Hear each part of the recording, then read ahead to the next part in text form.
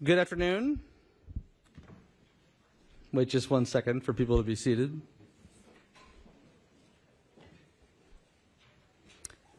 Good afternoon. Thank you all for being here. Thanks to those of you who are here in person. Thanks to everybody joining on the live stream, and thanks to all of you who will watch video of this event later. I'm Michael Strain, the Director of Economic Policy Studies here at the American Enterprise Institute, and I'm honored to welcome Maros Sefcovic, European Commissioner for Trade and Economic Security, for a conversation about economic security, trade policy, and EU-US cooperation.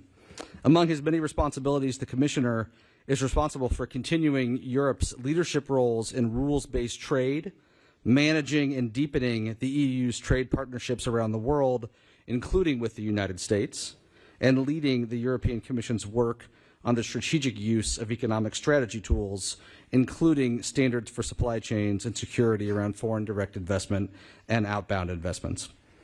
This event is taking place at a time of deep angst for those of us who value the economic and security relationship between the United States and Europe. President Biden's industrial subsidies were a source of concern for our European allies. And as he did during his first term in office, President Trump is threatening our allies, including Europe, with tariffs. Moreover, at the time of this writing, President Trump and senior members of his administration have actively sought to distance the United States from European allies with respect to the war in Ukraine, the threat to Europe posed by Russia, and the rise of extremist political parties in some European nations. This context makes conversations like the one we are having today all the more important. Those of us who understand the importance of the relationship between the U.S. and Europe, the importance for peace and the importance for prosperity, need to work to shore up and strengthen that relationship. Promoting free trade is an important component of strengthening that relationship, which is why I am so pleased and honored again to welcome the Commissioner here today. The run of show for this event is straightforward. After my remarks, the Commissioner will deliver his speech, followed by a conversation between him and my colleague, Stan Voiger, which in turn will be followed by questions from the audience. Dr. Stan Voiger is a senior fellow at the American Enterprise Institute. He is also an affiliate of Harvard's Center for American Political Studies and a fellow at the IE School of Politics, Economics, and Global Affairs, in addition to being a visiting lecturer in economics at Harvard. Maros Sefcovic is European Commissioner for Trade and Economic Security, Interinstitutional Relations, and Transparency. He has previously held other senior positions at the European Commission. From 2004 to 2009, he was the permanent representative of Slovakia to the EU, and from 1999 to 2002, he was the ambassador of Slovakia to Israel. Please join me in welcoming the Commissioner to the podium.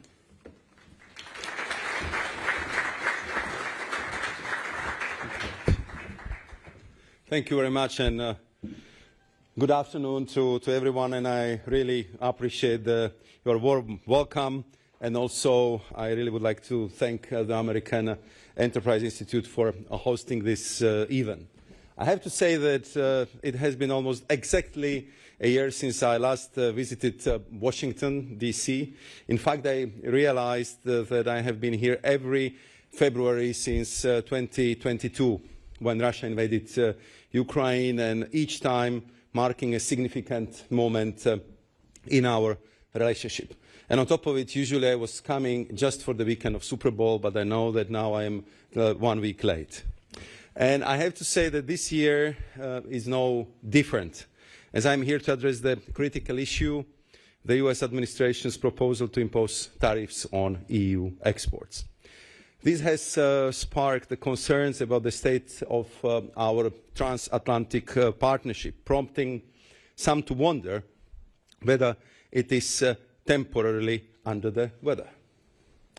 Last year, I quoted the American industrial pioneer Henry Ford, who said, I'm quoting, "Coming together is a beginning, keeping together is progress, and working together is a success."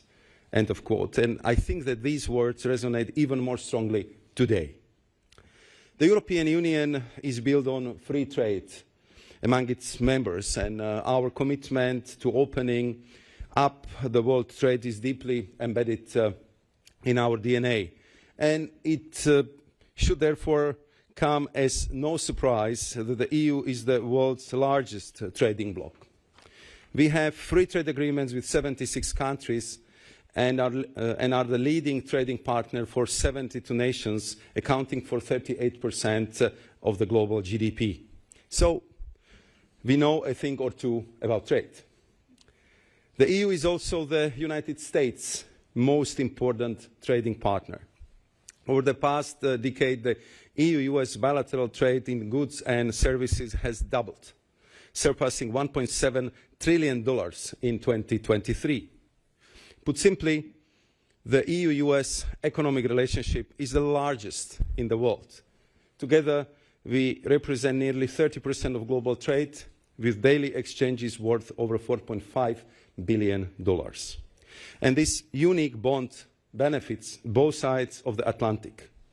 It is the very definition of a win-win partnership, and there is nothing unfair about it. Let me give you a few concrete examples. Boeing and Airbus build civil aircraft in the US with the cutting-edge electronics, power systems, and fuselages from European companies.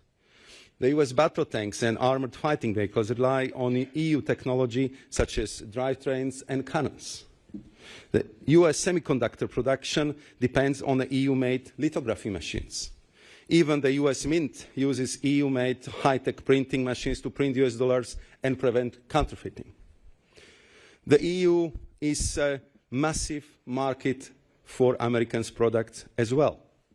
For example, 50% of our LNG imports come from the US, and in return, Europe is your largest LNG export market, accounting for over 60% of US LNG exports, double the US flows to Asia.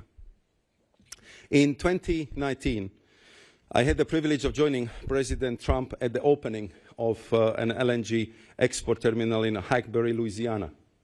I also worked closely with US LNG producers to spearhead our pioneering joint gas purchases for the whole EU, designed to replace Russian gas supplies. And it is true that the EU enjoys a relatively small trade surplus, but let me again put it into the perspective. The surplus represents only 3% of our bilateral trade, $50 billion out of $1.7 trillion. And this is a small fraction, I would say a drop in the ocean, if you will, of our overall economic exchanges. The US enjoys a large trade surplus in services, from financial services to streaming platforms and social media. Even a Tesla car is full of services. The EU imports twice as many digital services from the US as all of the Asia-Pacific region. Thus, the deficits in goods and services nearly balance out. And this reflects the natural structure of our economies, driven by the preferences of European and American consumers. It is simply a market-driven allocation of resources, and this is what well-functioning international trade is all about, benefiting both parties. Neither side is losing out, we are both gaining. When it comes to investment, the numbers are just as impressive. EU foreign direct investment in the US totals $2.8 trillion, a figure 10 times greater than EU investment in India and China combined, 10 times. European companies are the largest foreign investor in the US, contributing capital, jobs, and technology. They employ 3.5 million people on American soil and pay taxes into the US budget. So while the late Madeleine Albright called the US indispensable nation, one could argue that given our mutual interdependence, the EU and US share an indispensable partnership. Now let me address the pressing issue, tariffs. I'm reminded of the words of President Ronald Reagan, who said, "We are in the same boat with our trading partners. If one partner shoots a hole in the boat, does it make sense for the other one to shoot another hole in the boat? We should be working together to plug them up." He advocated for free markets and fair trade, emphasizing the importance for both economic prosperity and political stability. We often hear claims that the EU imposes higher tariffs on imports than the US. But the data tells a different story. The EU is one of the most open economies in the world, with over 70% of imports entering at zero tariff. With regards to EU-US trade relations, the overall picture is very balanced, providing a robust level playing field for businesses on both sides of the pond. The average EU duty on US goods is 0.9%, whereas EU exports to the US face an average tariff of 1.5%. For certain products, the level of duties varies, but tariff peaks exist on both sides. For example, the EU has a big tariff on cars, while the US has a peak on trucks. In some sectors, US tariffs are higher. For example, US agri-food products face a 3.5 tariff when entering the EU, while EU agricultural products are subject to 5.7% tariff in the US. So given these facts, the EU sees no justification for sudden unilateral tariff increases by the US. Our businesses rely on economic stability, predictability, and certainty on both sides of the Atlantic. If the US imposes tariffs on EU products, it would create unnecessary barriers to European exports, harming businesses and workers on both sides. Therefore, to protect European interests, we will have no choice but to respond firmly and swiftly. But we do hope to avoid this scenario, meaning the unnecessary pain of measures and countermeasures, and remain committed to constructive dialogue. That is why I'm here this week. One more paraphrasing of Ronald Reagan. Commerce is not a warfare. It is an economic alliance benefiting both countries, and the peaceful trading partners are allies, not enemies. So the EU remains convinced that the free and fair trade is worth fighting for. And in this context, we'll continue to shape our own destiny. With a clear plan and clear sense of urgency, the EU is focused on unleashing the potential of our economy. First, competitiveness is front and center in these efforts. We plan to increase the production within the EU, and this goes both for energy-intensive industries and clean tech sectors. There are no electric cars without steel and without batteries, while there are no batteries without chemicals or processed critical minerals. It's as simple as that. Second, the trade remains at the core of our alliances. We are actively expanding our network of trade agreements, most recently updating our relationship with Switzerland, finalizing EU-Mercosur partnership, modernizing EU-Mexico trade agreement, and relaunching negotiations with Malaysia. We are also pursuing negotiations with India, Indonesia, Thailand, and the Philippines, while exploring opportunities with the Gulf countries. Overall, we see clear momentum. In uncertain times, many countries seek continuity, stability, and predictability in their trade partners, and they turn to us. Third, our openness does not mean we will not protect our interest and our European market when necessary. Make no mistake, as we expand our trade network, we also invest considerable thought, time and effort into strengthening our trade defense instruments and enhancing our toolbox for economic security. For instance, we have the anti-coercion instrument to protect the EU from economic coercion by third countries. The range of countermeasures is broad and can be deployed swiftly, including import and export restrictions, limitations on access to the EU market, and more. We are also revising our foreign direct investment screening regulation to help us address risks to the EU security and public order. We are taking steps to prevent EU outbound investments, such as in semiconductors, artificial intelligence, and quantum technologies, from negatively impacting the economic security of the European Union by ensuring that key technologies and expertise do not fall in the wrong hands. With all these steps, we are sending a clear signal to our industries and to our allies that the EU is an excellent place to do business, and we want the businesses to thrive. And by the way, the signal is not only for EU businesses, Europe is open for America trade and investment, and we believe that we have a very attractive offering to help your fantastic companies expand, creating American jobs and American wealth. I will be making this point to my American counterparts when I meet them later today. The EU is interested in making deals that foster fairness, burden sharing, and mutual benefits. And to conclude, it's worth reiterating that the transatlantic bond is the most natural for us. I firmly believe that it makes sense for both the EU and the US to work together to strengthen this relationship and expand into new areas. So let's continue to make our trade and investment relationship one of a kind, truly unique on the global stage, great. As you say here in America, if it ain't broke, don't fix it. Thank you very much.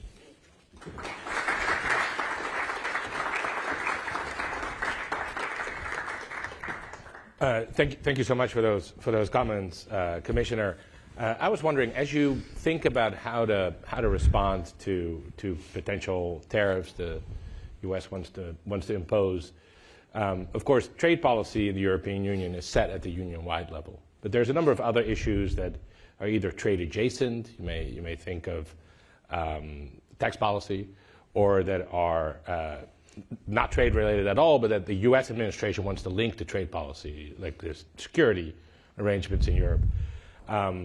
How do you coordinate response between the Union and the member states on trade policy now that it's gotten tied into these various other aspects of the transatlantic relationship?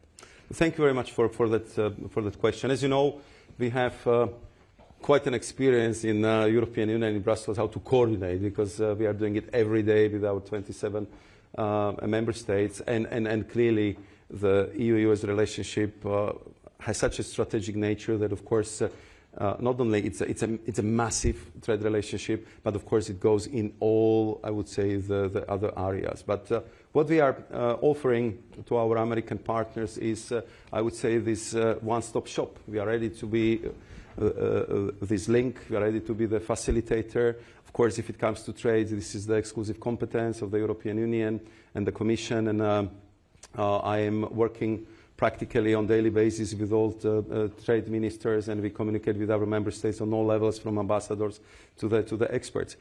We have now regular debates on the level of the heads of states and government, who are meeting now almost every month, because we are living such a dramatic times.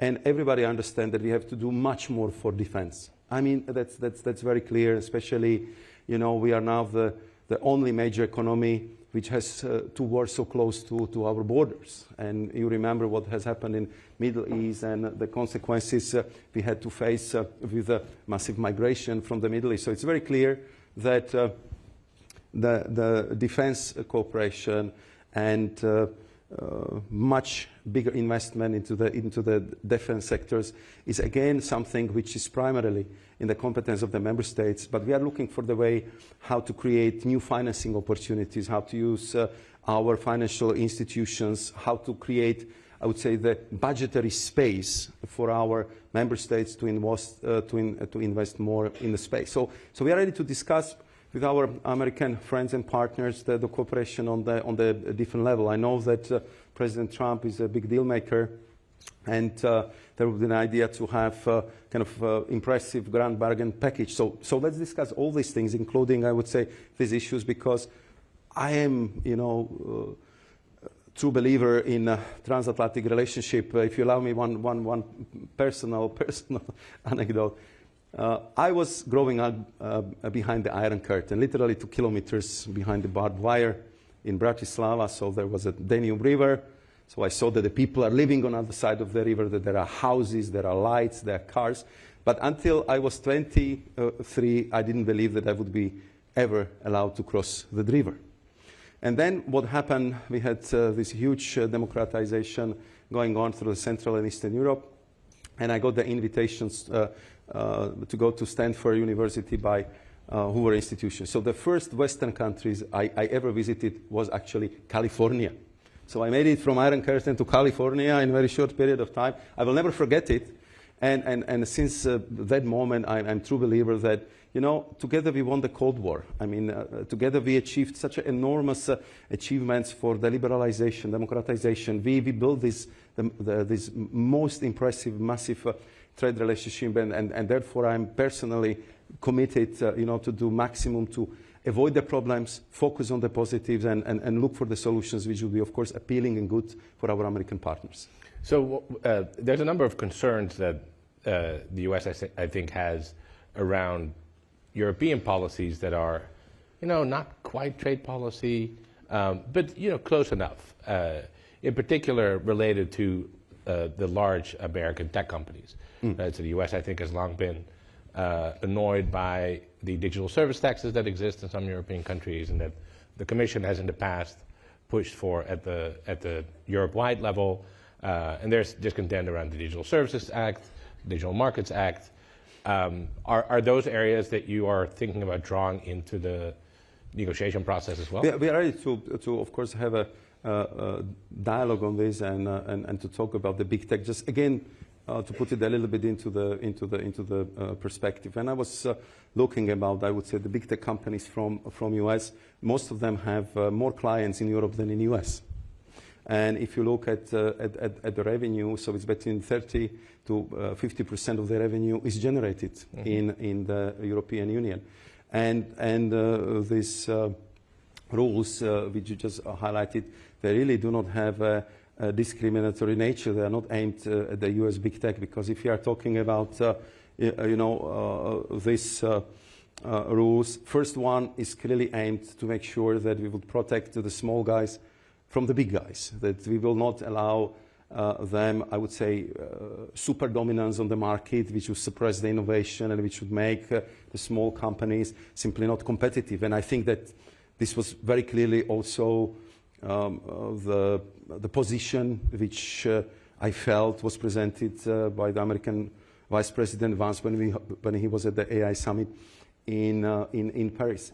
And I would say the second rule is clearly aimed at protecting our minors, protecting the free speech. So if you see that there is, you know, the child pornography spreads through the platform, and you are getting into the discussion with the platform to do something about it, you do not have the response. So then I think that we have the moral and legal obligations to take action.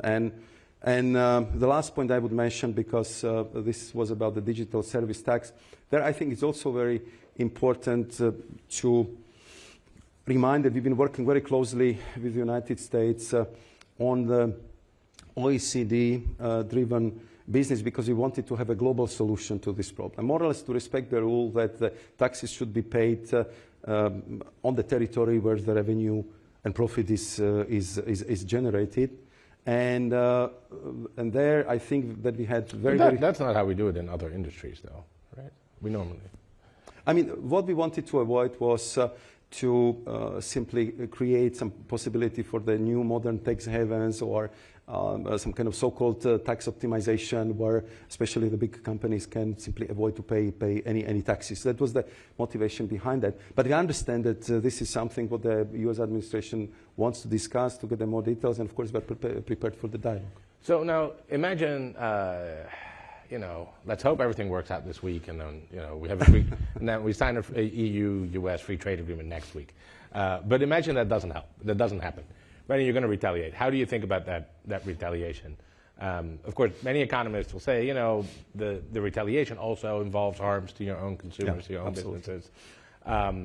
Last time, the EU pretty specifically targeted exporters in Wisconsin and Kentucky because they were seen as being represented by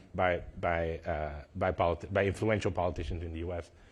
In that similar vein, have you thought about targeting, say, specific senior advisors of the U.S. president and their companies? No, we are not. Honestly, we are not there yet, because I'm really honored, privileged, and I will present my thanks to the Secretary of Commerce, Mr. Latnik, I think in 1 hour time, that I'm actually his first official guest, because I think he was confirmed yesterday evening. Yep. So I wanted to make sure, we had the first video call last week, that I wanted to be here immediately when it's possible. The first day when it's possible is today. I'm here, and I'm here because I want to avoid this lose-lose scenario. I want to avoid this unnecessary pain, and we are ready to get into this, I would say, positive negotiations. And I hope we'll get there. I mean, to do my job, you have to be eternal optimist. I am, because sometimes really things look very, very difficult. I was also, and I'm still responsible for the post-Brexit negotiations, so I know that sometimes it's very difficult before it gets better, but usually it gets better if you have two committed partners, and I believe that this would be the case also for both of us. And but of course, if we will not be able to solve this situation, and if really we will be kind of hit hard arbitrarily without proper justification, so that's only natural that such a big trading bloc like us would react. We don't like it. I know that our businesses don't like it, so there is a pain on the both sides. So we'll do our utmost to avoid it, but if we cannot avoid it, we'll have to act in that regard. In your opening comments, you mentioned you talked a bit about the sort of broader web of trade relations that the EU has, and how it's still making progress on deepening and liberalizing those trade relations. Obviously, those trade relations are all organized, basically around international trade law, as conventionally understood until recently.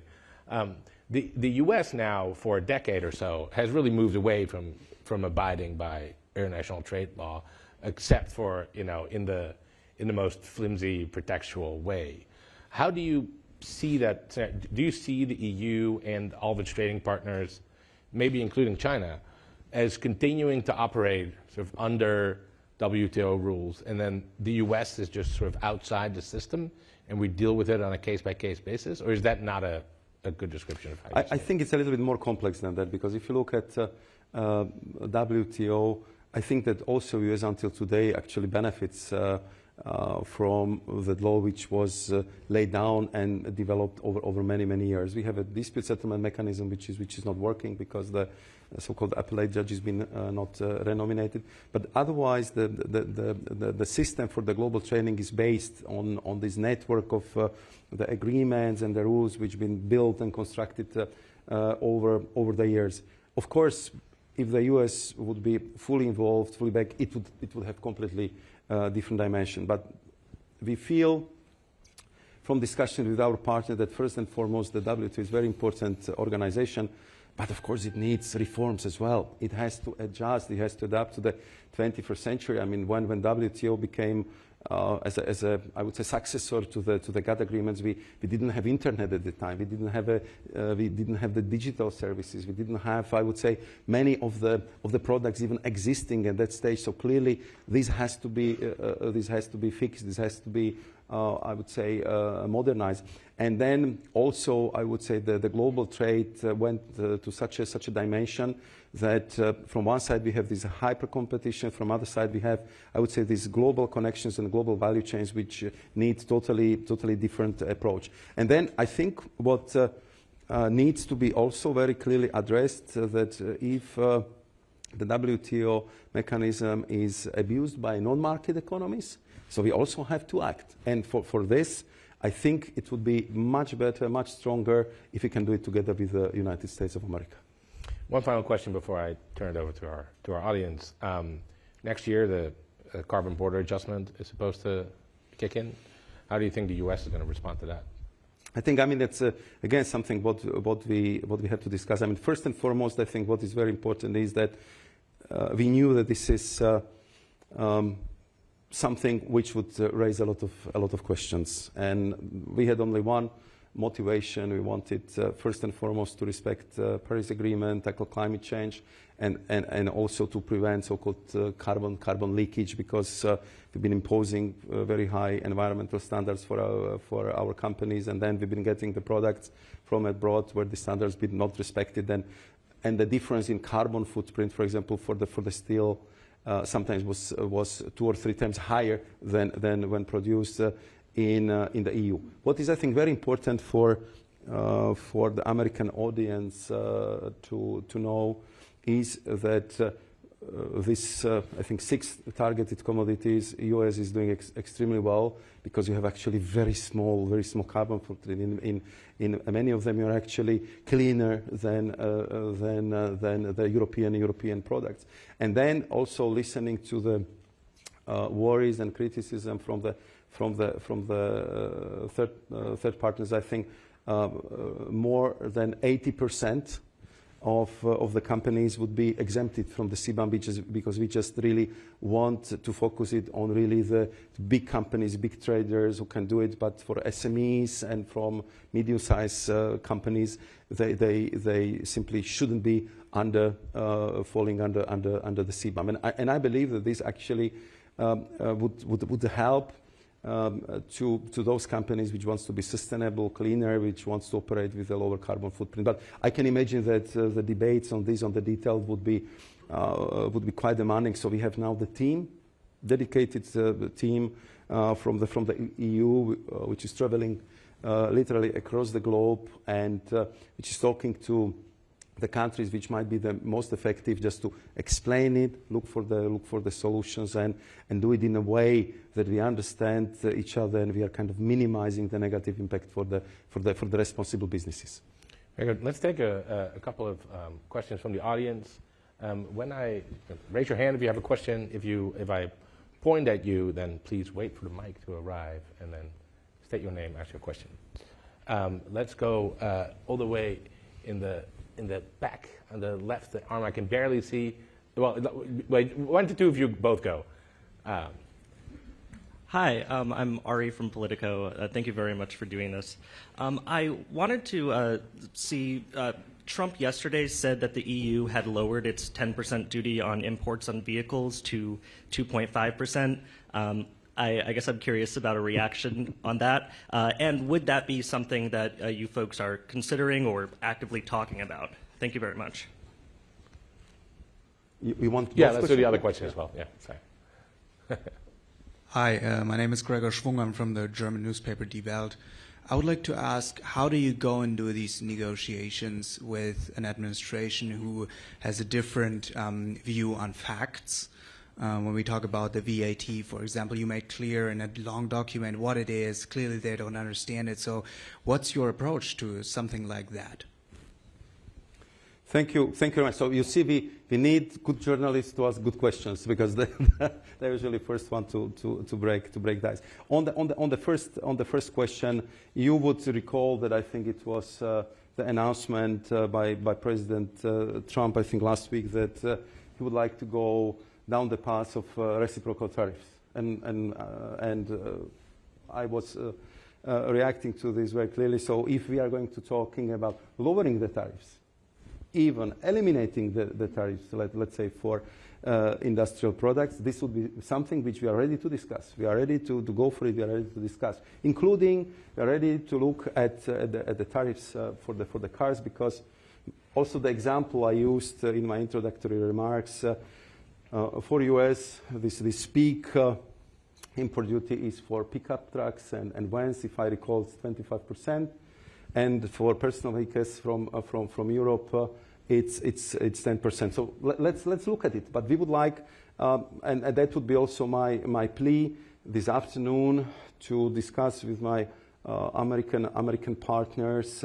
That what are the topics our American partners would like to discuss? What are the issues? So we can have we can start the process.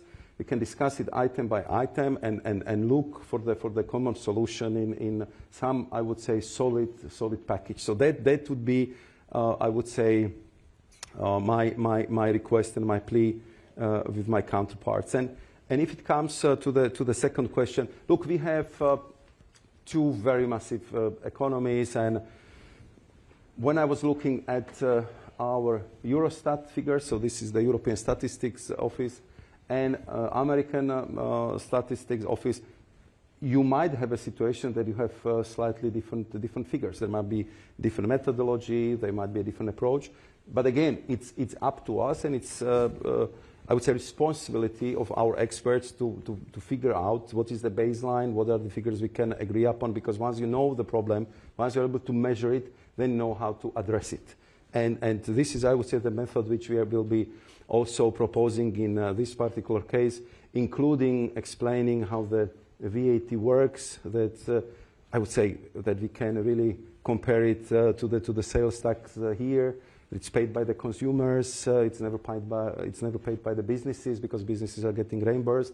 And I think we are not alone who is using it, because I think it's more than 150 countries on this planet which have the same system. So we hope that we'll be able to explain this, to discuss it, and I believe in good faith negotiations, and that would be clearly our goal.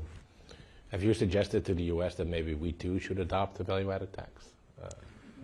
I am brave and courageous man, but I would like to start from the, let's say, lower ambition. Fair enough. Let's do a question over here, if we have any. Yes. Go ahead. Please wait for the mic. Sorry. Hi, Barbara Noordermeer of the Dutch Financial Daily. Thank you so much for your time. I was wondering what result of your visit this week will have you travel back to Europe, relieved, confident, excited maybe even, back to Europe, and how far or how close to that are you?